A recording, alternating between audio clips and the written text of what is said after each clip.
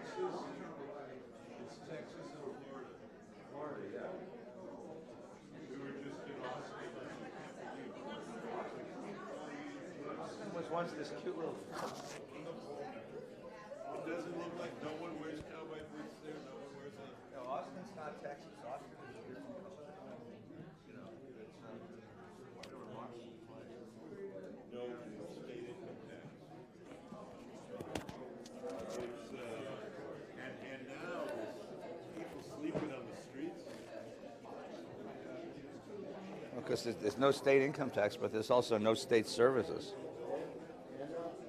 Yeah, but I'll give them to you in a second. I want to start. We're going to do weddings and funerals today.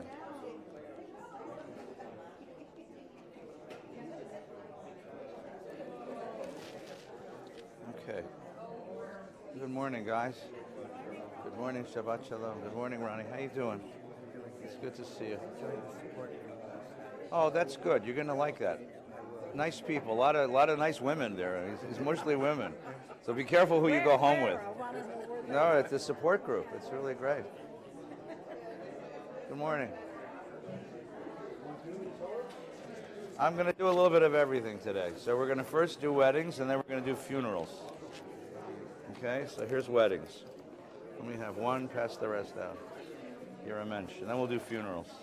Look at the New York Times. Oh, come on. No, they're not so bad. They fired the whole service. They fired the guy. I mean, He deserved it. yeah. Yeah. It's the history that makes it all the same. It's not so bad. Good morning, everyone. Shabbat Shalom. I hope everybody is well this morning. I hope you're doing well. Come on in. Shabbat Shalom.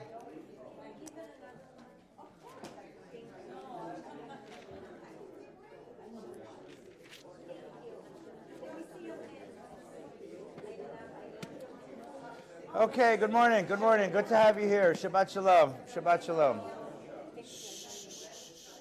Chatty group. Good. Happy springtime. Here. There are no seasons here. When is Oh, come on. This is springtime. It's been beautiful here. What are you talking about? This weather's gorgeous here. beautiful here all the time? No, it's rainy and miserable this summer, in the wintertime. All right. Following our Torah study this morning, you're invited to come pray with us. There's any number of services in the building. There's a Tat Shabbat. And there's a lovely service in the front room, and we're going to be celebrating my dear friend Harvey Culber's 80th birthday. And Harvey's a lovely man. Lovely family, very Hamish, warm, terrific family. So join us for that. And following that will be lunch. This is sponsored by Harvey's family. And following that, Torah Parsha group with Judy. I hope you saw the article in the Jewish Journal. She's now famous. Judy will sign your Jewish Journal for you if you'd like, for a small fee. This coming week, let's go. The next week we'll have a Rimonim service on Friday night, and Torah study Shabbos morning, of course. And then next Saturday night is the synagogue's gala. It's annual dinner and celebration. We're celebrating good people. Scott Howard, former president of the shul, and Bart Pacino, who's our former executive director, and Ann and Scott Lieberman, new leaders of the synagogue. And it's going to be the first event in the new building. The building's not quite done yet, but done enough to have a party. So if you don't mind concrete floors and a little bit of a construction equipment, celebrating the new building. So please come and support the shul and have a good time. Yeah, I had to do a robocall this week. Yeah. Thank you. I thought you were calling me directly. A lot of people call me. Did you call me? Who died? You know, so it's really scary when a rabbi calls because you think it's like either I want money, right, or somebody died, or both. You know. Yeah. I'll give you a blessing, Brian. You I know a lot of people said, Eddie, is that you? You know this. They made me do this. I got a job. I got it. You know, I got it. I hung up as soon as you said don't hang up. Oh, thank you, Douglas. I appreciate that. You should have Gelman do it. Yeah, well. The next one, I'm going to go half. Would be broke in a week. No, here's what. Halfway through the announcement, you'll hear, yes, but. And then he'll tell you the other side. So anyway, so it's wonderful. So come and enjoy. Oh, we're done with the Psalms class, so if you want to come in, Yeah. you're out of luck. Thank you for teaching. We'll do this again. We've got a whole lot more Psalms and more Price is right. more Torah to learn. It's a beautiful opportunity to learn with a great scholar. Thank you. It's a joy to have you teach. And we're going to have a conversation with Rabbi Silverman in June. We have a Shabbos morning, I think the 15th, without a bar mitzvah, so we'll do a little conversation. Rabbi Silverman, many, many years of experience leading the Jewish community, and there's a lot of questions we can ask him to reflect upon. This morning, the Torah portion is Acharei mode. We'll get to that at the end of the conversation. But we've been continuing. I want to continue our conversation about the prayer book with a slight digression, a slight detour. The book of Kohelet, the book of Ecclesiastes, has this really sort of poignant observation that human beings live in time, and therefore we are mortal. We live in time and we're mortal. We each have a certain amount of time in the world, but God has placed into us the idea of eternity. And Kohelet wonders, is that a blessing or a curse? That the contrast between our knowledge of our own mortality and the idea of eternity, of being able to, of reaching beyond the time limits of our existence. And this is one of the great motivating factors of religion. One of the things that religion does is give us a domain in which we can reflect upon mortality, limited finitude, the time we have, and eternity, and ask the question, what doesn't die? What lasts? What goes on? This is a question we ask, and there's really two rituals in the Jewish tradition that reflect upon this very directly and very powerfully, and one is sad and one is happy. One is the marriage. Marriage is seen in the Jewish tradition as a reaching toward eternity. It's the beginning of a family and the beginning of a new generation. And then the other is funeral rituals. When someone dies and we ask the question, what doesn't die with the body? What isn't buried with the body? So I'm going to try to split the time more or less evenly this morning and talk about weddings and funerals and take a look at these two rituals. So we'll start with weddings because those are happy and it's a better way to start the morning. And then we'll move on to the funerals, which have a lot to do with today's Torah portion, because today's Torah portion is really about a funeral. So let's begin with this question of weddings, okay? If you happen to have a Chumash, if you'll open to page 15. If you don't have a Chumash, there's a few here, we can pass them out, or I'm going to read this, so don't worry about it, okay? This is Genesis 2. In Genesis 1, God creates male and female together and blesses them together. In Genesis 2, the second creation story, man, masculine, is created alone and placed into the Garden of Eden. So we start on page 15, which is Genesis 2, verse 15. The Lord God took the man and placed him in the Garden of Eden to till it and tend it.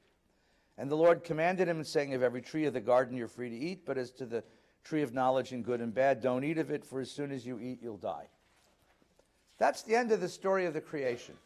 The very first story following man's creation is a love story.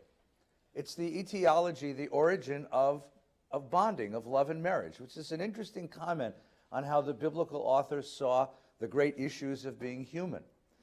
The Lord God said, Lo tov heyot adam livado. It isn't right that man be alone. Now you could spend a great deal of time reflecting on that. It isn't good that man be alone. Good for who? Good for the man, good for the world, good for God. What does it mean it's not good? And beyond that, if God knew that it isn't good for man to be alone, why didn't he create him a partner from the beginning? I mean, after all, he created herds of elephants and, schools of fish and flocks of birds. Why create only one guy? You create one man because there's one God, and you create one to reflect one. But it isn't right for man to be alone. It's a sort of oops. Because over and over again in the first chapter of Genesis, everything God creates, it says, Vayar Elohim ki tov. He sees that it's good. The first time God says, Lo tov, Something in the world is not good is human aloneness. God looks into the life of the man, and even in paradise, even in Eden, even in where everything is given you to enjoy, lo tov heyot adam levato. He needs somebody. So it is the biblical author, the biblical mind's idea that we need each other. That's part of what we are. This is not some exigency. This is part of the essence of human being. It's the first story in the Bible. So what does he do? But he doesn't know what to do because God's never played the dating game, right? So the Lord God said, I'll make him a fitting helper. Ezer kenegdo. But he doesn't know what that is. So in this adorable scene, I mean, this is just a great scene to play out with kids, right? The Lord God formed of the earth all the wild beasts and birds and brought them to the man to see what he would name them. But not just name them, to see if they bond with him, right? So, man's alone. Make him a puppy, Here you go. You lonely boobaloo. Yeah, cocker spaniel. Licks his face. It's wonderful. I'll name him Spot, Rover. And God says, okay, do you have a companion? And the man says, it's a cute dog, Epis, but not really. All right, a pussy cat, meow, and then a hamster, what are things kids like? Lizards, and then one by one, God is rolling out all these animals. Hey, maybe this one will be the one. And by the end of the day, God's getting desperate. That's where you get all the weird animals of the world. You get giraffes, weird flamingos, day-glow birds, sits on front of a Vegas hotel on one leg. Crazy, weird animals, God says, give it to him. See if he likes. Who give out, right? But then he realizes none of the animals are right. And of course, then you raise a really interesting question, which is why not? What's wrong with a cow? Why do you need a husband or a wife? Why not a puppy dog? Why not a cat? Why not a And if for that matter, let's make it. Say what? Someone said something. I heard an answer. You can't procreate. Yeah, but I don't know if procreation is the issue here. Companionship is the issue. Well, but that's a question. So Procreation also is in the sense of if you're talking about eternity. Yeah. That concept you are. But not here yet. We don't get eternity yet. Right now, man lives forever here. So this isn't procreation yet, although you're on the right track. And this would have been before even from the tree of knowledge. Yeah. So man would have been different than we think of man now. Yeah, man's unconscious, or less than conscious. Most men are still kind of that way. Just ask your wife, she'll tell you. Honey, you've got to go to shul this morning. This is Saturday, he doesn't have, death is not part of the world yet. Consciousness is not part of the world yet. And yet he's conscious of being alone. He wants something. And to make it harder, you could say, why not God? Why doesn't God say, you want companionship? I'll be your friend. There are religions where you marry God. There's one across the street. I had a friend whose aunt became a nun. And he went to the ceremony. He said, I'm on the bride's side. He said, his aunt, it was, a big deal. But what the Torah is telling you is that the companionship with God is not sufficient to satisfy the human need for companionship. It's a very interesting idea that the religious quest does not exhaust the human need for companionship. And you could spend some time thinking about why. Why is it that an encounter with God, nor an encounter with anything that's not human, satisfies a human need for companionship? And then what happens ultimately is God says, okay, I think I get it now. So at the end of the paragraph on page 16, so the Lord God cast a deep sleep upon the man, which I think is lovely. To fall in love, you got to fall asleep. Ask any woman in the room, right? Because falling in love is an expression of the unconscious. We don't fall in love consciously, even if we think we do, right? It's that thing. My daughter goes on dates. She did before she got married. And she'd go on dates and she'd say to me, the boy was perfect on paper, but there was no chemistry. What is chemistry? And then you end up with couples that are very unlikely. On paper, they shouldn't be in love. No chemistry, right.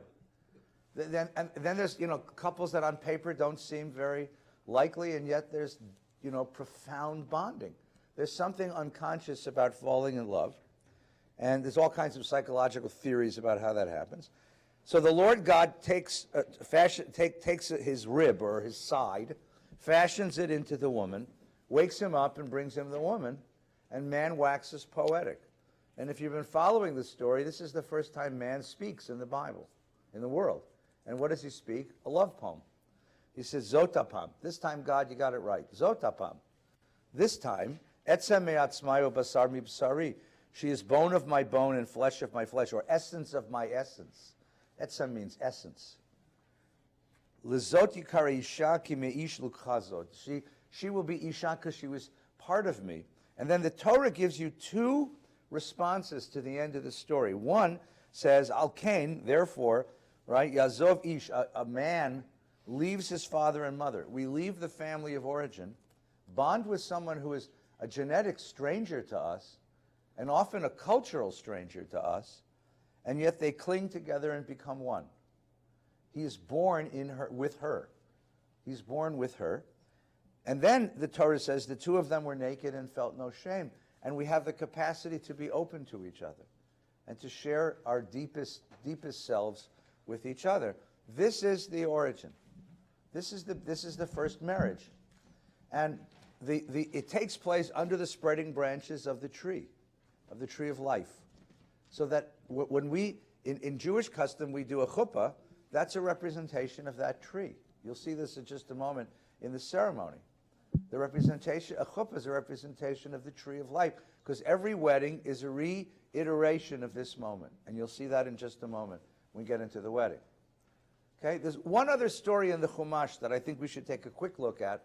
Then I want to take a look at the wedding ceremony, okay? So if you have a Chumash, turn to page 130. Okay? So this, Abraham is getting older.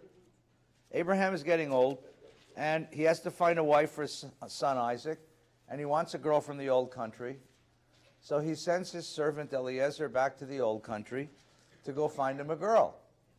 And Eliezer shows up in Mesopotamia with 10 camels loaded with stuff, and finds this girl Rebecca. He makes a prayer. It's a wonderful prayer. He says, find me a girl, who's worthy of my master's son. He really has this sense of humility. And this girl shows up and says, can I water your camels? Now, a camel drinks a lot of water, right? So she brings water for all the camels, and he knows this is the right girl, and he says, who are you? And it turns out that she's mishpacha. She's mishpacha on both sides, actually. And he goes back to the family, and he tells them the whole story, and he offers them all this loot. And they make a deal. Weddings begin with a negotiation between two families on all sorts of financial things. All right, today, if you have a ketubah, anybody have a ketubah at home? Now, ketubahs today are really interesting. You have a Hebrew side and an English side. The English side is full of all this flowery, beautiful, romantic, I take you to be mine in love and tenderness, and I will listen to you and care for you and make pancakes for you. But the Hebrew is much more hardcore. The Hebrew is a hardcore prenup, because there are 4 financial transactions that have to take place in Jewish law before a wedding can take place. Number 1, the groom or his father pays the bride's father a bride price. I had to reimburse Herbie for all the tuition at Brandeis University that he invested in Nina, because he invested a lot of money in his daughter's education, and now that she's leaving her father's domain and entering mine, he deserves to be reimbursed. So we write into the ketubah how much I owe Herb. That's called a moher, or a bride price. That's financial transaction number 1. Financial transaction number 2, written in the ketubah, is a dowry. Every girl is beautiful on her wedding day, but a girl with 100,000 shares of Microsoft is positively ravishing, right? Right? So no, she gets whatever the family's going to give her and the couple as a dowry. A trousseau, which is, sheets and blankets, right? A house in Beverly Hills, a BMW, all the things that most Jewish families give their children when they get married, right? That's written in the ketubah. Third, Jewish law has a very strong tradition of community property, which means that when a woman marries a man, all of her property becomes half his, and vice versa, right? So if you want anything specific to be excluded from that rule, suppose she has a family heirloom, And she doesn't want him to own half of it because her father is worried that if they were to divorce or she were to die and he would remarry, right? His second wife and her kids would get all that stuff. So in order to keep that from going into community property, you can write the exclusions into the ketubah. Okay? That's also there. You didn't know this was all in your ketubah, did you, right? I thought it was Aramaic. Yeah, it is Aramaic. That way you really can't read it. And then finally, there are 4 obligations that a husband has to his wife, and nowadays we make these more egalitarian: food, clothing, and shelter, all according to the manner in which she has become accustomed. Sexual satisfaction and joy, yes, guaranteed. And an escrow, an insurance policy, should he divorce or predecease her, enough money set aside in his estate that she could live for a year on her own and not starve to death. These are the 4 things that are written in your ketubah. This is what's represented in this story here of Eliezer meeting the family of Rivka. All of this is the spelling out of those negotiations. And then quickly on page 138, we have the falling in love story, literally. So she says, okay, I'll go with you and I'll marry your master's son. And so she gets up on a camel, and on 138, Rebekah and her maids arose and mounted the camels and followed the man. And so the servant took Rebekah and went his way. And now they're coming into Canaan. And Isaac had just come back from the vicinity of Be'er el-Chai-Roi, where he was settled in the region of the Negev. And he went out walking in the field toward evening. He's davening mincha. And he's looking up, and he saw camels coming. It's sort of a Lawrence of Arabia movement. Remember that scene in Lawrence of Arabia? Raising her eyes, so now the camera switches and we see the scene through her eyes. Raising her eyes, Rebekah saw Isaac. And now the translator is so gentle. This was H.L. Ginsburg, your teacher, and he didn't want to say what it really said. So he writes, she alighted from the camel. Isn't alighted a sweet word? In Hebrew, it's v'tipol min hagamal. She fell off the damn camel. She said, that's him? The servant said, yup. Wham! That's the first example of a girl falling in love. Falling hard for a guy. Because camels are big. You fall off a camel, you know it. And you got to imagine, so that's why, like, for the rest of her life, she was known as Rebecca the Klutz, you know. Because, you know, that's how they meet. You know, Daddy, how did you meet Mommy? Well, she fell off a camel in front of me. I figured any girl who would do that is worth living with, right? And she said, who is the man? And he said, that's my master. So she takes the veil and covers herself. That's the first covering. That's bedecken, right? And the servant told Isaac everything. And then Isaac, listen to the next line. It's very important. Isaac brought her into the tent of his mother, Sarah, who had died earlier in the Parsha. So shades of Sigmund Freud, he's mourning the death of his mother, and he's comforted only when he marries the girl who takes the place of the mother in his life. Right? Jewish boys are like this, right? And he took Rebekah as his wife and loved her. It never said that about Abraham and Sarah, by the way, that he loved her, and found comfort from his mother's death. So this experience of taking her into the tent. So this is going to be the second part of a wedding. So a Jewish wedding has 2 parts. One is the negotiation, and then the second is the bringing in. The Hebrew word for that second part is nisuin, which is normally translated as marriage, but the literal meaning of the word lisa means to lift or to schlep. So what happened is, in rabbinic times, once the 2 families had come to the agreement about all the finances, then he and his friends, he and his men, go to her home, her father's home, and they literally schlep her, pick her up, and carry her and all of her stuff back to his house. You carry your wife and her stuff back to his home. Now, what the rabbis did is make a place halfway between. They stopped the procession from her home to his home, halfway between, and they created a communal place, which is neither hers nor his. And that's called chuppah. That's what a chuppah is. A chuppah is a spot halfway between his home and his home, which belongs neither to them nor to, it belongs to the community. And it's a place where they're going to spend the first week of their life together. a sort of honeymoon spot. Okay? And then what the rabbis did, which is so typical of Jewish ritual, is they took the walls off of the chuppah and made it a public event. And they took the biological binding of couples, the biological unity of the couple, and spiritualized it. So we all get to sit around or stand around the chuppah and witness the bonding of this couple, which is now spiritual, not simply biological. And that's what a chuppah is. That's what a wedding is. But they interpret this. And this is also what's interesting about Jewish life cycle rituals. Because this is an event in the life of two young people, or two people marrying. But it's also an event in the life of their families, because it's families coming together. So think of this in concentric circles, right? You have the couple, the two people, and you have their families standing about the chuppah, because their families have a stake in this. When I married Nina, I married her family. Her family married my family. Our parents used to go out together, and both dads would fall asleep. Well, that's how we knew we were a compatible couple, because Herbie and Pop got along so well, because they both were small. They were both businessmen. They both worked impossible hours, so they go out and sleep. You know, the girls would say, the moms would talk, and the girls would sleep.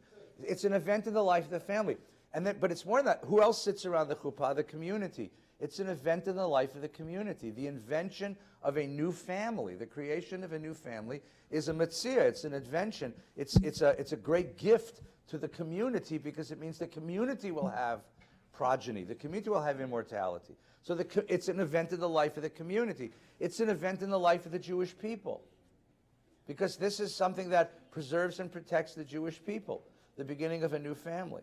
And then on one more level, it's an event which carries all sorts of mythic implications. That is, implications which are transcendent, not just of the couple and the family and their friends and the community, but of the whole Jewish people in all of its generations. It's the binding of two families. Yes, right, yes. So now, if you take the sheet I gave you, this is a very brief outline of the Jewish wedding ceremony. And you'll see how these themes play out. And I'm especially interested to get to the Sheva Brachot. So quickly, if you go to a Jewish wedding has three parts. Before the wedding, and after the wedding. Before the wedding, we have two rituals that we do. The first is the signing of some documents, which is what's left of the negotiation. The signing of the ketubah, and then the bedekin, is what's left of the negotiations. The signing of the ketubah is the finalizing of all the finances, and the veiling of the bride and a blessing for the bride is exactly what we saw in the story of Rivka. The bride is veiled because she's modest, and as she becomes a bride, that's the symbol of her becoming a bride. And then we have a procession to the chuppah. The wedding starts with a procession. That's what's left of the procession from her home to his home, except the procession here is not from home to home. The procession is to the chuppah, which is the communal space where they will be bonded together. And the opening of the wedding is Bruchim Habayim, welcome. And then a medieval poem, which was once an acrostic from A to Z. We only have the first 3 or 4 verses now. Mi adir al hakol, mi baruch al hakol, mi gadol al hakol, mi dagul al hakol, hu yivarech hatan v'kala. May the source of power and blessing and glory bless the bride and groom. The first set of rituals refers to the sort of the tail end of the negotiation. There's a blessing said on arayot, meaning this is now how this couple is now permitted to be together, and they exchange rings. They exchange rings. Now, the exchanging of rings is a financial thing. It's become romantic, and I'll explain how that happened. But really, what it is, the Hebrew word for ring is taba'at, and he says to her, she says to him, "Harei at mikudeshet li," you are bonded to me, b'taba'at zod, by this taba'at, by this ring, kedat Moshe v'Yisrael, according to the law of Moses in Israel. And this time we have her say the same thing. Now, what's interesting, if you've ever seen this ceremony done, is it's done on the right forefinger. You don't put the ring on the ring finger, you put the ring on this finger. And the reason is the following. The Hebrew word tabat originally doesn't mean ring. The Hebrew word tabat means coin. Coin. Remember, community property. The moment she marries him, she becomes a half owner in everything he has. Nina becomes a half owner in Feinstein Incorporated. She becomes the half owner of all my properties, estates, and holdings. So this is a financial transaction, and what happens is, according to Jewish law, a part of something can be construed as the whole of it. So by Jewish law, I have to give her something worth more than a pruta, more than 5 cents. I give her a quarter. She holds up the quarter and says, I accept half ownership in everything Feinstein owns, and all of his debts and obligations. Now, there was a problem in the Talmud. Girls got nervous and dropped the ring. And the question was, did she take ownership? Because it's a big deal. If he has debts and obligations, can his creditors come after her? Well, what if she didn't hold the ring long enough? And the rabbis found a very, very simple, practical answer to this problem. Punch a hole in the coin and stick it on her finger, and now she can't drop the damn thing. And this is what all rings, this is where we get the tradition of rings, by the way, in all the world. A ring is a coin stuck on your finger. Remember the old subway tokens in New York? You used to put a string through them and wear them around your neck. That way you didn't lose them, right? So that's what a ring is. So by putting the reason why it has to be the right forefinger is because it's this gesture. I now hold half of his stuff. And she makes the same. Now we do it double, so she does the same thing. But the rabbis spiritualized everything material. And so what this is really representing isn't simply that she takes ownership of half of his stuff.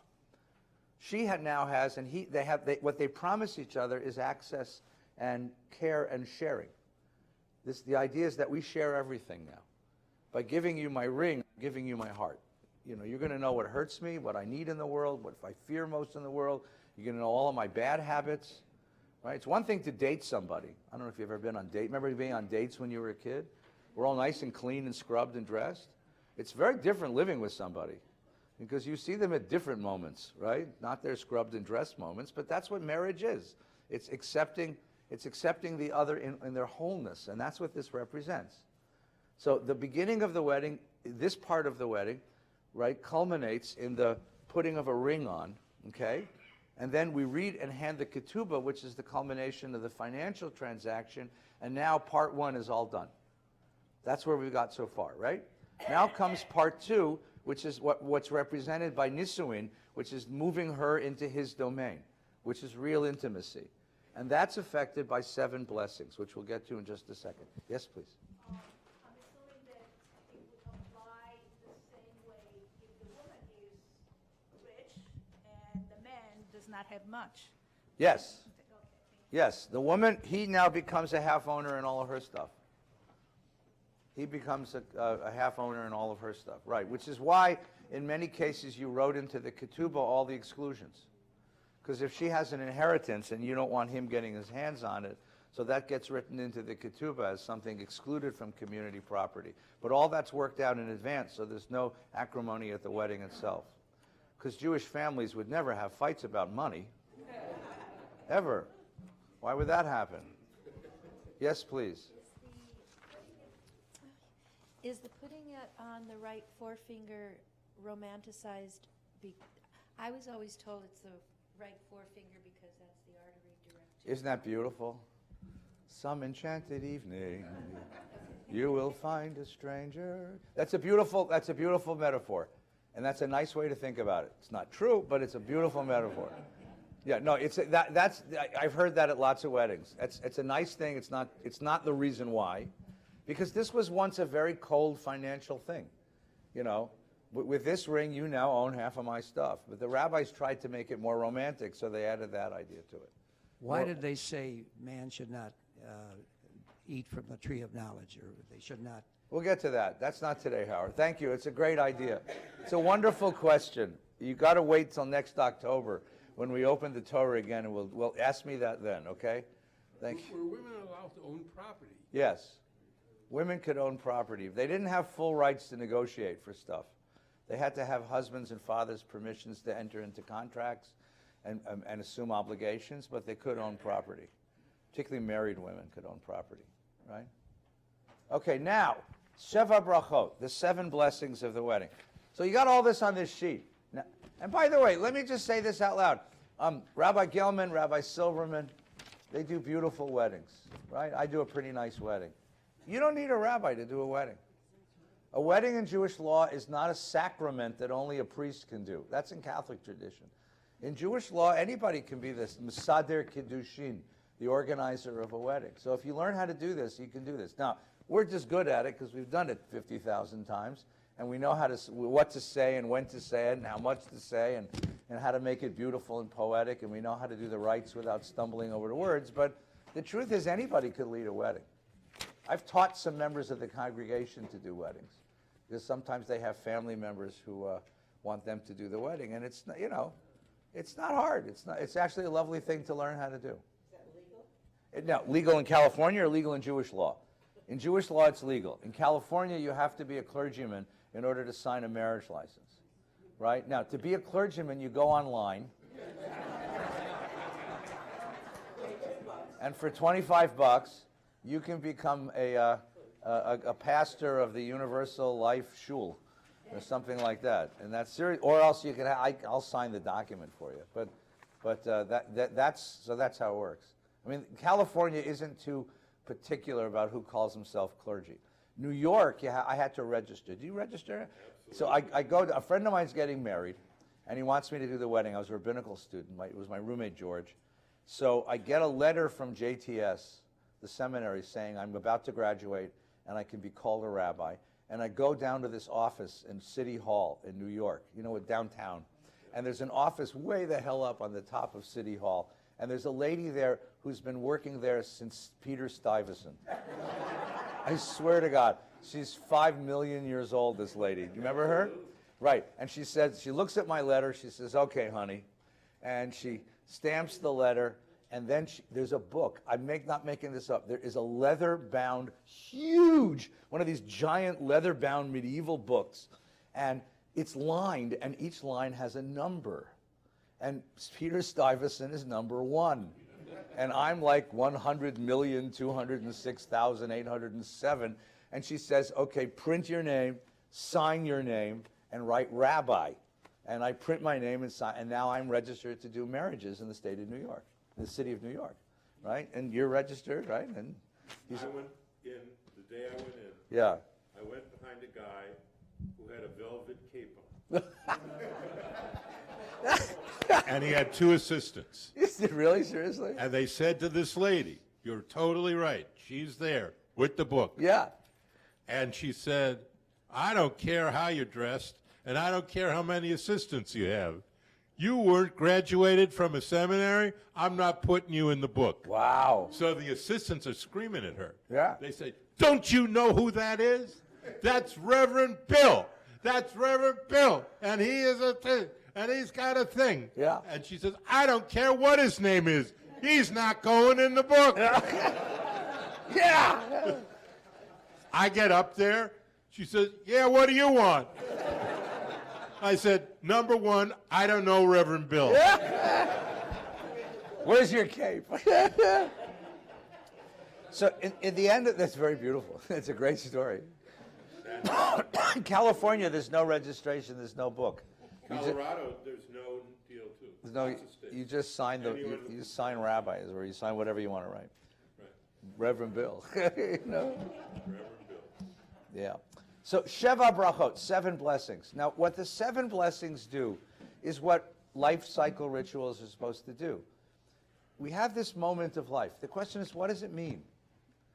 A life cycle ritual is a moment. First of all, it's a moment that stands out from the normal flow of time. So what we do first is we frame it. You frame a picture because you want it to stand out from the wall on which it hangs. We frame this moment and say, this is not an ordinary moment. This is a sacred moment. This is a liminal moment. Liminal means a doorway moment. We're changing. You walked into the room a single person. You're going to walk out a married person. You're going to be a different human being. Your status in the world, your whole way of being in the world is going to be different through this ceremony. What does the ceremony mean? Ritual, one of the functions of a life cycle ritual is to interpret and draw lessons and truths about this moment of life. And you'll see what the Sheva Brachot do with the wedding ceremony.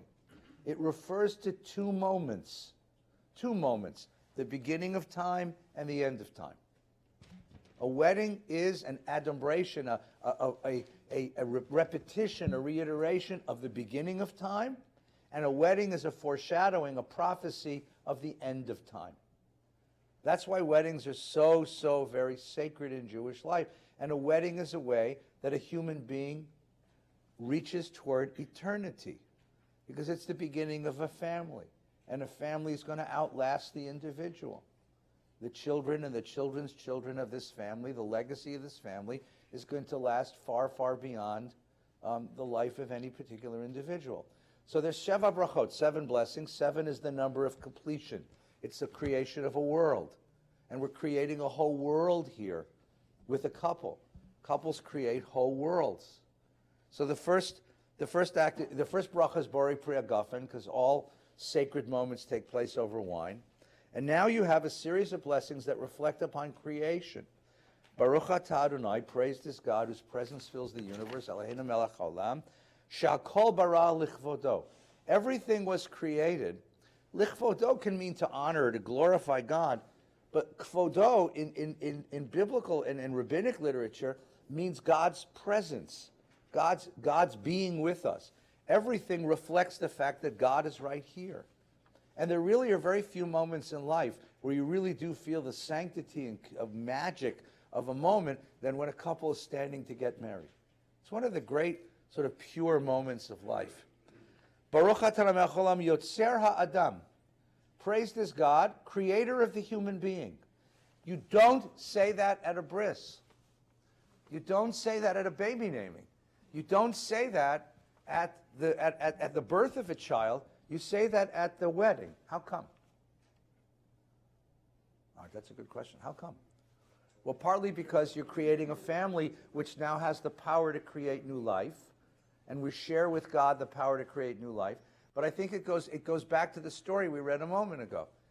Man was created alone, and then man was split in half, male and female. And only in meeting his other half does he become fully created.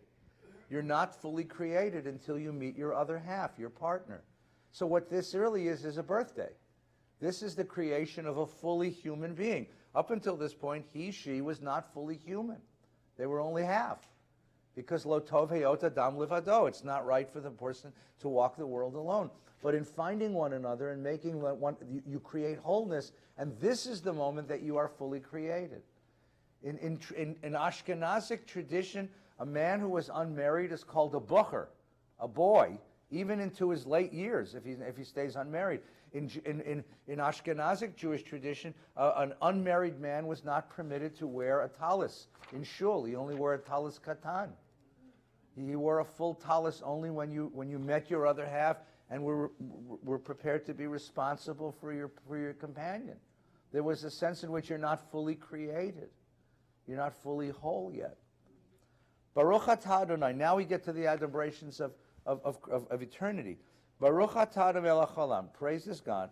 Asher yatzar et adam b'tzalmo, who created man in God's image. B'tselem demut tavnito. In the image of God, he created him. That's taken directly from Genesis. Now here's the language that the rabbis added. V'hitkin lo mimenu binyana de'ad. A very strange phrase, hard to understand. V'hitkin, from the word tikkun, meaning to repair or to establish something, but repair is more the idea. V'hitkin lo, and repaired for him or created for him, from him, binyan ad, something eternal. In marrying, you touch eternity. This might be your procreation thing.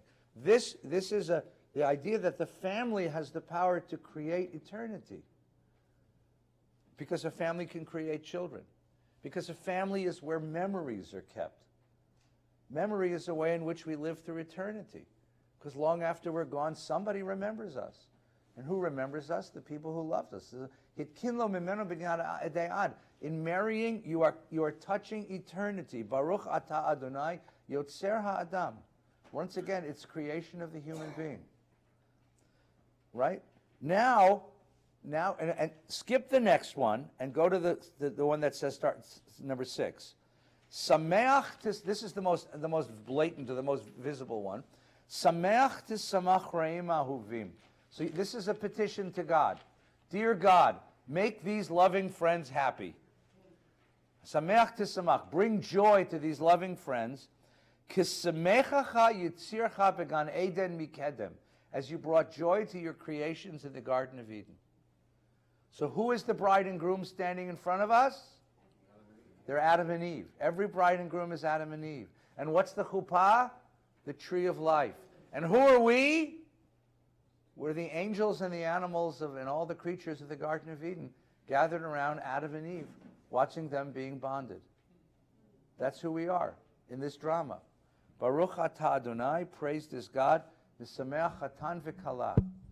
God, now this is so interesting. Misameach means to bring joy to the chatan and kala. What does God do in the world? God brings joy to chatan and kala. Or if you want to be more Shulweisian about it, that the joy of the chatan and kala reflects God in the world. If you want to know where is God in the world, it's in the joy of loving partners. That's the Rabbi Akiva story, right. Taneas Rufus asks Rabbi Akiva, if your God created heaven and earth in 6 days and rested on the seventh day, what's he been doing ever since? And Rabbi Akiva responds to Taneas Rufus, he matches up husbands and wives. Now it's a beautiful idea because Taneas Rufus wants to know if you're living in a world of Roman upheaval. Where is your God? Where is your belief in a pure and benevolent creator? And Akiva says, I believe in it because couples are still getting married. That's where I find God's presence. Misameach chatan v'kala. This idea that somehow joy is a creation of God, and it's something positive, right? Freud talked about joy as the relief of all of our needs. That's a sort of negative idea of joy, right? If I have an itch, I scratch it. But the idea that joy is something positive, it's a state of being in which I reach the potential that God had for me, the vision of what God had for me. And so the wedding is a reiteration, a rehearsal of the first moments of human life. But not just that. As they say on television, but wait, it's also a prophecy of a world to come. It's a prophecy of a world to come, right? So for this, you got to turn the page to the back and take a look at my buddy Jeremiah. Prophet Jeremiah was the last prophet of the first temple. He lived in the age of the destruction of the first temple. He started 40 years before the temple was destroyed, prophesying in Jerusalem. And 3 times he gave the same prophecy. You'll find it 3 times in his book. I just gave you one of them because I ran out of room. He said, assuredly a time is coming, declares the Lord, when men shall no longer speak of Topheth or the valley of Ben Hinnom, but the valley of slaughter. Ben Hinnom is the valley opposite Jerusalem. He says, this isn't going to be called, Encino. This is going to be called the place of murder, of death. And they shall bury in Tophet until no room is left. We're going to fill up the cemetery. The destruction that is coming because of your wickedness is so thorough that death will cover the landscape. How bad will it be? The carcasses of this people will be food for the birds of the sky and the beasts of the earth with none to frighten them off. There'll be so many dead that there'll be no room to bury them all. And I will silence in the towns of Judah and the streets of Jerusalem the sounds of mirth and gladness, the voice of bride and groom, for the whole land shall fall to ruins. So the Hebrew is, listen Hebrew, Lo Yishama, never again. Lo Yishama bi'arei Yehuda v'chotzot Yerushalayim. Never again will there be heard in the cities of Judah and the streets of Jerusalem, Kol sason v'kol simcha, kol chatan v'kol kala. The destruction will be so thorough and so brutal that never again will you hear a song of joy sung in these cities, and never again will you hear the sounds of happiness of couples bonding with each other. In other words, this destruction is going to end your future. This is the end of your national life. It's the end of everything that is sacred to you. And Jeremiah was so bitter watching the wickedness of Jerusalem that he gave that same prophecy 3 times. And then the destruction came. And he witnessed it. He saw it. And he literally changed his tune. He changed his tune and offered the 4th time he gave the prophecy. It goes like this. The word of the Lord came to Jeremiah. What? Yeah. The word of the Lord came to Jeremiah a 2nd time while he was confined in prison. They put him in prison. because the Judeans thought he was a traitor, and the Babylonians that conquered the city let him out. And he says, the Lord who is planning it, the Lord who is shaping it to bring it about, whose name is Lord, call to me and I will answer you. This is after the destruction. And I will tell you wondrous things, secrets you have not known.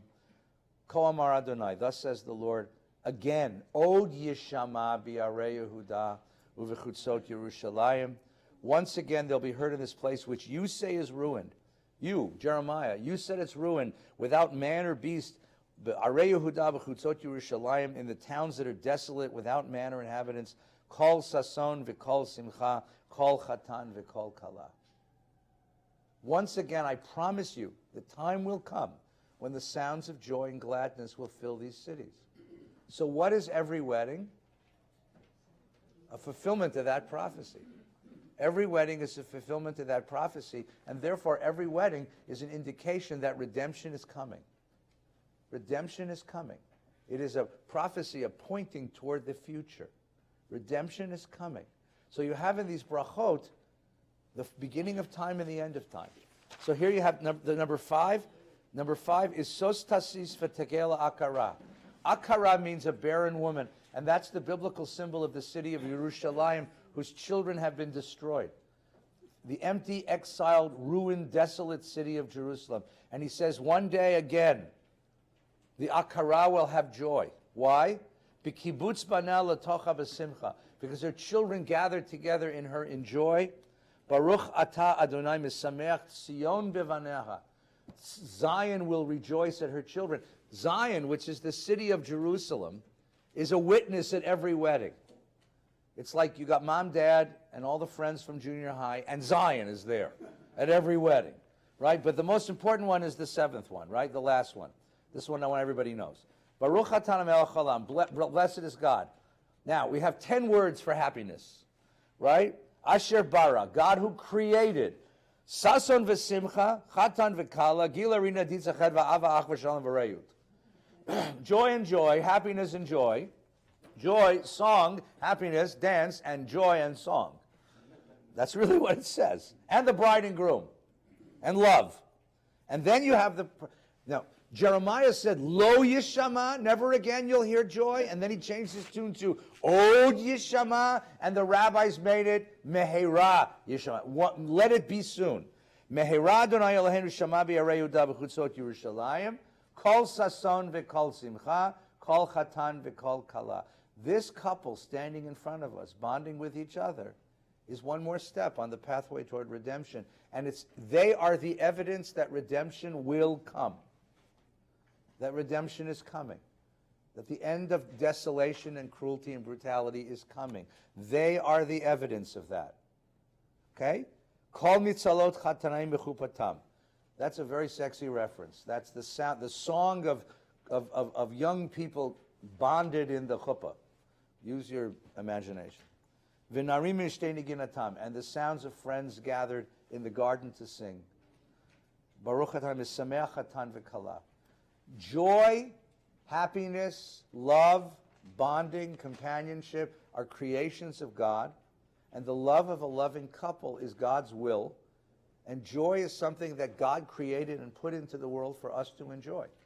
And it's physical joy and material joy and the spiritual joy of a couple bonded together. And that's what the Jewish wedding is. So at this moment, you have this moment of the joy of this couple, but you also recognize that at this moment, you're reaching toward an eternity. This is how we achieve eternity. Yeah, Rabbi. Well, first of all, well is good. First of all, it's better than usual. Your summary of the Jewish wedding was both accurate and uplifting. Really one of the most beautiful examples of rabbinic scholarship, personal love.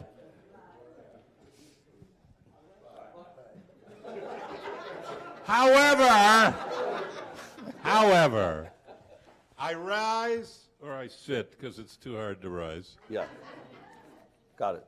I offer this question, Yeah. which is the most serious question about what you have just described. Yeah. What if this institution, which is both theologically demographically, historically, at the center of Jewish life, the marriage, Yeah, the wedding. Right. What if it is a remnant of a past oppressive age that millennials and other generations yet to come have decided, and this is demonstrably true, is not going to be a pattern for their life. They believe that it enshrines the exploitation of women. They believe that love is enough to bind two people, that it's not necessary, and that having children is a decision that fewer and fewer couples are making, not to mention the critique of weddings made by same-sex couples who say this is simply a biblical prejudice, a homophobic prejudice against same-sex couples. So it's wonderful to describe weddings this way. Its problem is that it has nothing to do with the phenomena that we are seeing in our world, and that is the collapse of marriage. Make a case, not to those of us who already agree with you, but make a case to those who don't agree with you that marriage should continue to be our ideal. All right, so that's fine. That's a very. Anybody want to give it an answer? Yeah, go ahead. Come on. No, I was Mark, actually he's a gonna lot say, bigger than you. You see more successful outcomes from families that do have married parents. Maybe you've seen that in the African American community. Is there a more successful outcome from what? From parents that are married for kids. Sociologically, Yes. No. To have both parents at home. So they're absolutely equal. No, in fact, the wealthiest younger couples that I know, the ones with real serious money, are couples, many of whom are living with partners. They have prenup, they have agreements, and they're both wealthy, and they decided, what do we need to get married for? Just fine. Okay. So now, if you're going to make the argument, the problem with your argument is it's sociologically based. What if it turns out it was once argued by homophobic people, you can't have two men marry because it'll be bad for the children. So then sociologists come up, they look at the children, they say, no, they're fine, the kids are fine. Well, then your argument falls. Yeah. There must be an argument that has nothing to do with the facts of the sociologists. well, there's several issues that you stuck together. So let's unpack just a couple of them, okay? No, but let's do it carefully, okay? The fact that the original conception, the rabbinic conception of marriage was oppressive to women is absolutely true, okay? So the question is, can it be fixed? Okay? The model of a marriage in which the man rules the household and a woman is subservient. Yeah. That model, you know, for most couples has been put aside, and a different model of a partnership marriage where decisions are made together, and where there is a covenant and a bonding and a sharing, and so you try to create new rituals within the wedding ceremony to reflect that. So instead of him putting a ring on her finger, she puts a ring on his finger as well. So instead of a ketubah which spells out only his obligations to her and her subservience to him, you have a ketubah which sets out a mutual promise of care and support. I think you can correct the wedding ceremony to make it a mutual ceremony to reflect a covenant of mutuality. And I think most of us are doing that now. And it's interesting now that we've now had 3 waves of feminism, and we still have marriages, and people still want to get married. So that it seems to me that that's something we can correct and we can fix. The only ritual in the wedding which I can't quite fix is I can't figure out how to mutually smash a glass. There's some friends of mine who had her smash the glass, but then she's wearing these fancy shoes and it doesn't work. and they had him smash it together, and she ended up smashing his foot. So it's the only, when I apologize to couples and I say, let him do this one. And there, we could spend some time if we want to go backwards in the other direction and talk about what marriage means for the definition of masculinity, which is very interesting. But and that's also part of the whole feminist question, that marriage is a bounding of, a restriction of certain impulses of masculinity, which men take upon themselves. So that's the first thing. The second thing is the question of gay and lesbian couples and couples of other gender. There too, it's amazing to me that what they wanted most of all, what gay and lesbian couples wanted, was to marry.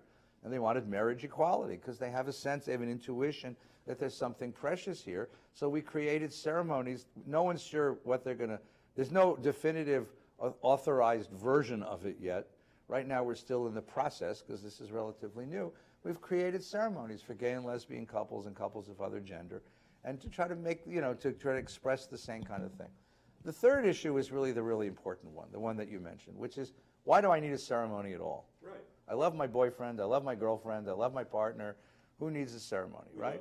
We love our kids. No, absolutely. And I, with Brian is right. There is some sociological data that married couples, the kids generally come out better. But then, then you have, this very huge, level of divorce in the community, and a lot of kids that are being raised by single parents, and they're coming out okay, Here, I think, you're dealing not with sociology, but with philosophy and ethics. And here you have a sense in which the Jewish community or the Jewish tradition is making a statement about being human, right? This idea of lo tov ot adam levado, that the normative state for human being is to be bonded with another, that it's part of our development as a human being to learn to live with another. And all of us who have been through this know it's not easy. It requires an enormous amount of patience, understanding, communication, love, wisdom, and it doesn't always work. We're not always up to the task, and we grow and develop. It's easy to say, I love you now. You're 25 years old and cute, but as the great Rabbi Paul McCartney once asked, will you still need me? Will you still feed me when I'm 64? And what's amazing about a couple is that when they marry, what they're saying is, I don't only love you now, I'm going to strive to grow together with you. I'm going to grow together with you so that we continue to love each other as we grow older and as we change and we become different. And that's an amazing commitment. But the philosophical statement is that being bonded is the normative, is the natural, not natural, is the normative state of being human, and that learning to live with another is part of your development as a human being. Well, why do you need a ceremony? No, I'm getting to it. Then the question is, the second point is that bonding with each other, first of all, it doesn't belong solely to the couple, but it belongs to the community as well. The community has a stake in that family. The community has a responsibility to protect that family, and also takes the joy and receives the love of that family, that they're part of a community. And the community has something to say about that moment, right? And that beyond that, that there's something transcendent about this, and that we evoke the presence of God in all of this. It's not simply a legal marriage at City Hall or in front of a guy dressed like Elvis, but that there's something transcendent about this, and that's what it's a philosophical, mystical, religious statement about the significance of this moment for eternity. And people get that as they get older. It's interesting that I do a lot of weddings. I'm sure you do as well. But the weddings I do are with people now that are in their, not late 20s, more early 30s. Oh, yeah. It takes them a while to understand why this works, why this is important. And it's a very interesting thing. And I try to describe this to people, but if they, partly people live very individualistic lives, so they don't have the sense of belonging to a community. Right. And partly they live lives where they're very self-absorbed, where they're looking for their own happiness, and they don't understand that giving to another, they don't understand this idea of transcendent values. And if they don't, then I can't convince them to marry. I can't, right? Your question is a wonderful question, and it has to do with our vision of what it means to be human. Let's get some more of the comments in the back. Hang on. So why in the kibbutz, when two people decided to live together, they make a party? Yeah, but it's interesting that even in the kibbutz, which was anti-religious, people still got married. You know, at first you guys tried to do away with marriage and everybody slept with everybody else. And then you discovered that's a great formula for social chaos. And that, you know, so then bonding became more regular. But see, the idea that the kibbutz made a party was the kibbutz's intuition that they need a ritual. They don't want to have the religious ritual because you were rejecting religion. But you still needed a ritual. You wanted something to have a ritual. And the ritual means that you wanted to pull this moment out of the flow of time, recognize this moment as precious, and talk about and interpret the significance of the bonding of these two people. And that, right? And that's what's really interesting about that. You really wanted something more than just go ahead, live together, right? Because, see, marriage isn't just two people cohabiting. That's the point. Two people cohabiting is two people cohabiting, right? And these days, kids do it, you know, all the time. They live together, they share dorm rooms together, they sleep together, they have buddies, you know, with friends with benefits. Marriage is a spiritual bonding, meaning a bonding of spirit, a bonding of soul, a bonding of personhood, not simply a bonding of bodies. The sexual part is important. It's an important part of marriage, an expression of marriage at its highest ideal. But it's not simply that. It's something much bigger than that, because we're not simply an expression of our organs. We're also, we are souls, not just bodies. I talk to teenagers about this all the time. And in my little game, when I talk to teenagers, I talk about body and soul. This is my rubric for this. So you are a body and you are a soul. By soul, I mean person, personality, wisdom, love, feelings, your inside life. You're a body and you're a soul. Your body has desires and drives and needs. Your soul has needs. As a teenager, your body is enormously powerful, right? So your body wants to bond with other bodies endlessly, right? And your body, your energy, your bodily energy is so powerful that it can convince you that this is a soul-to-soul relationship when it's really just a body-to-body relationship. The Jewish community puts the ideal at this. Here's the ideal, that you should only engage in body-to-body intimacy when there's a soul-to-soul intimacy. Because at that moment, the body-to-body intimacy is an expression, a representation, a celebration of your soul-to-soul intimacy. That's the ideal. Now, in Jewish tradition, by the way, if you sleep around, it's not the worst sin in the world. You know, in other traditions, unmarried sex is considered a terrible, terrible sin. In our tradition, it's considered not the highest form of your being as a human being, but it's not the worst sin. There are worse sins. But the problem is that it's a compromise. First of all, it's a compromise for teenagers because what they want most of all is soul-to-soul intimacy. And they think that by offering body-to-body intimacy, they're going to satisfy that, and they discover that there's a sense of loneliness and betrayal. And I try to describe this to kids. Not very successfully usually, but I try.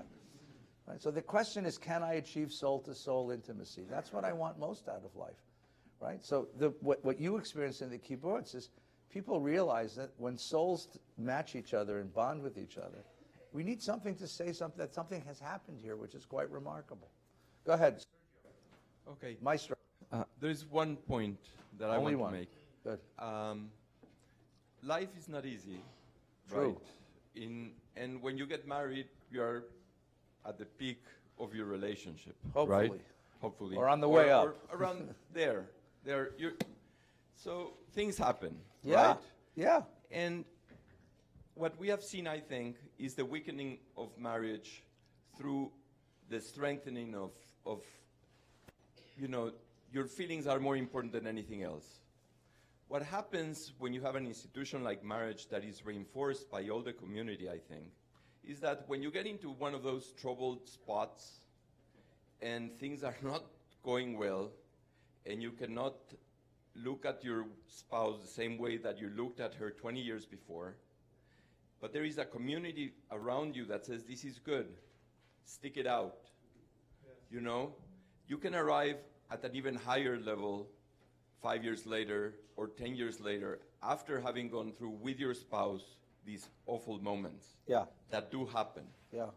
And the fact that we have a community that stands behind this agreement, it's very important because it makes you go through those spots. And the thing that nobody tells you is that sometimes after those spots comes the best parts of marriage. Yeah, and that's true, but, so here's the other side of the story. The other side of the story is that social pressure sometimes forces people to remain in relationships which are destructive. And it can be very difficult. It can be very, very difficult when you have an abusive spouse and somebody's trying to escape from that relationship because they have a sense that I'm being hurt, I'm being destroyed, and the family in this community says, it's your fault that you're not sticking it out. And that becomes, the other side of what you just said is, exactly, is that sometimes that social pressure can be very, very destructive. Look, I know that it's easy to look at the aggregate and to say, the reason why marriage fails is because people are selfish and individualistic and superficial and they're not trying hard enough. They don't have commitment, responsibility, and love. That may be a judgment it's easy to make in the aggregate. You know people who have been divorced, and if you've spoken to them, it's agony. It's utter agony. And their efforts to try to preserve a marriage, even though it's, and the failure of it and the disappointment and the pain they go through and the destruction of a household and the dissolution of dreams, at least the people who come to see me, I try to help people with counseling. I try to give them guidance and advice. But I've never seen people take it trivially. I don't think I don't see trivial divorces. At least the ones who come across my desk are people who are going through utter terrible agony and trying and shame and the difficulty and the brokenness because you put your whole self in and now you have to dissolve that relationship. It's so very difficult. It's another world. A woman says to me recently, she grew up in my shul. Yeah. She said, very well. She said, "This is." I said, "Mazel tov on your marriage." She said, "Yeah, it's a good starter marriage." Oh. And this is a phrase. So don't say that it's the case that they all take. I didn't say it all. I said the ones who come across my We're desk. in a new world. I know. I get this. Go ahead, please, Sandy. I think as Rabbi Feinstein said, it's a complicated issue, so there are a number of facets. One is the assertion of nothing is far too absolute, so don't start there. The second I would say is that marriage, like most societal institutions, evolves with society. And so not only are fewer people perhaps getting married at the moment, they're also getting married later, which frankly in some ways is a good thing, because I'll say that marriage for us, for me at least, is like getting your driver's license. You learn how to drive better after you've been driving a while. And I'm better as an individual and as a husband now than I was when I first got married. Yeah, you get fewer tickets too. And then the last thing I'd add is society encourages it with tax benefits as well. And then the last thing is it's anecdotal, but I have a number of friends who lived together for decades and then decided to get married, and they didn't really have a reason. They just decided to, and I think personally I interpret that as an expression of what I said a minute ago about growing together. Yeah. And growing more mature as an individual and as a couple. Right. Which leads to the question I would ask back for all of the people here who might know, common law marriage. I mean, society says if you live like you're married for a while, you effectively are married. How does that intersect with this conversation? That's a legal category. The question is, does if people live together without a ceremony that bonded them, without the community's involvement, what's the nature of their responsibilities to each other and to the relationship? What's the nature of their commitment to that? Have they thought out what the relationship is, or is it simply a sort of accidental? It happened, and now they're moving forward on the energy of their inertia. So does Jewish law address that at all? Jewish law does have a category of common law marriage. It was not encouraged by the rabbis. The rabbis actually explicitly discouraged it because they really wanted people to have they wanted the opportunity to interpret the relationship through a ceremony.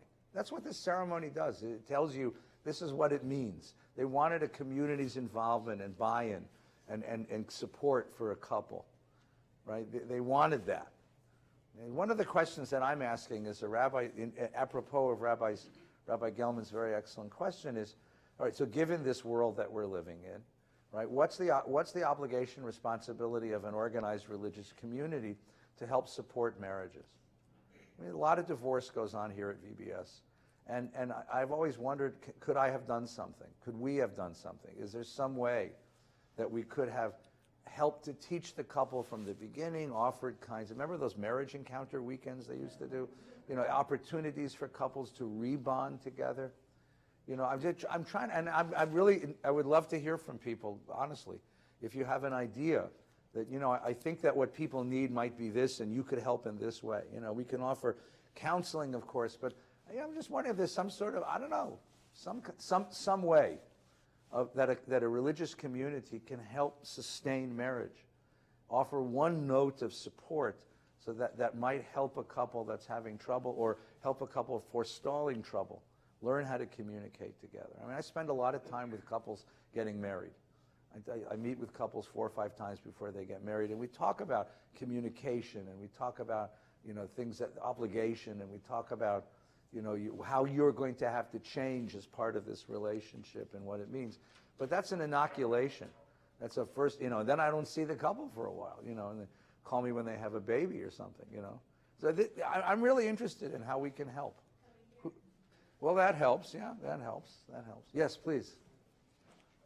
Well, to answer your question, I know I've been listening to the rabbi, and I think, you know, he mentioned that, first of all, it's not easy being married, and will you still need me when I'm 64? And that's, I think, part of the answer that I would give to a millennial that's getting married. Being a family law mediator who does divorces. You bring cards? And I also do premarital agreements. It's about asking a lot of the right questions, and I think what the rabbi touched upon initially was also that so much of our marriage is actually a contract, and it's infused with the spiritual, and it is both. But I think sometimes people forget about the contractual aspect of it, which is, you know, having the foresight to consider a lot of, unfortunately, legal questions. And hopefully you're not getting divorced, but still trying to understand what it is it going to be when we get married. Is half mine, is half yours? Mm-hmm. What about everything that we earn? What about if I support you? What about if we have children? All of these ideas, and to not have any context for that, you know, when you're engaging in this relationship that you're kind of calling a marriage, but you're not sure if it's a marriage, is probably a mistake if you're not going to be thinking about those things. So at the very least, I would encourage millennials to consider, you know, all of the various nuances that Judaism has already considered, and some of, you know, California laws catching up with. Yeah. And if they're already there with this. Can you speak louder? Oh, sure. I said it. Yeah. I would encourage millennials to consider all of the legal aspects of what it means to create a union. Yeah. And not only when things are good when you're 25 years old, but what things look like when you're sick, you know, in sickness and in health, you know, in life and in death. And these are really important things to consider. And this is something that Judaism considers. As the Rabbi was saying, there is several contracts. It's all about contracts. It's all about agreements. You know, the ring itself used to be a coin. It's all about, you know, agreements and understandings of what is ours and what we are building on, and what will happen, you know, in a very legal context, which is very important when you're thinking about a lifetime together, not short term. Right. We're gonna stop here for a moment, and I actually wanted to get to the other thing, but we won't today. So the other piece of it is a question of what is love. Marriage is an expression of love. In the American context, which we take from European culture, European romantic culture, love is a feeling. Love is a feeling, and love as a feeling means that as long as I have it, my marriage is alive, and I'm willing to make sacrifices for this feeling. The Jewish context has a very different idea. I think love is something, partly love is a responsibility, a commitment, an obligation. Love is a way of defining self, right? One of the great texts, I think, is that song at the end of Fiddler on the Roof, you know, where he says to her, "Do you love me?" And she says, "For 25 years I fulfilled my obligations. Why are you asking me if I love you?" And he says, "When we first married, we didn't know each other very well. Now we've been married 25 years. Do you love me?" And at the end, it's this beautiful line. She says, "You know, for 25 years I've given you myself. I guess I love you." You know, and he says, "Good," you know. And then the last line of the song is, it doesn't change a thing, but even so, after 25 years, it's nice to know. Well, but it's actually a very interesting reflection on what that means. You know, after 25 years of sharing life together, we're bonded with each other in a very special way. I define self as including you. I can't think about myself without you. That's what love is in that context, right? My father and my mother said we learn to love each other, so I'm asking Goldie, do you love me? You know, it's something that you learn to do as you spend time together. I can do it if you want.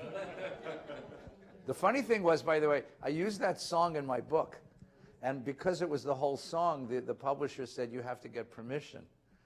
So I said, permissions? He said, yeah. He said, here's the guy that has the rights. So I called the guy up in New York, and I said, I wrote this book, and I want to use the song. He says, well, I only own half the song. Mr. Harnack owns the other half. Sheldon Harnack was the lyricist who wrote Fiddler on the Roof. And the book a couple of years ago was the 50th anniversary of the show. It's 2014. So I said, Sheldon Harnack, he's still alive? He says, yeah.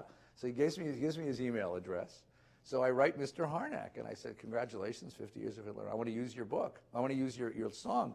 And he said, send me to chapter.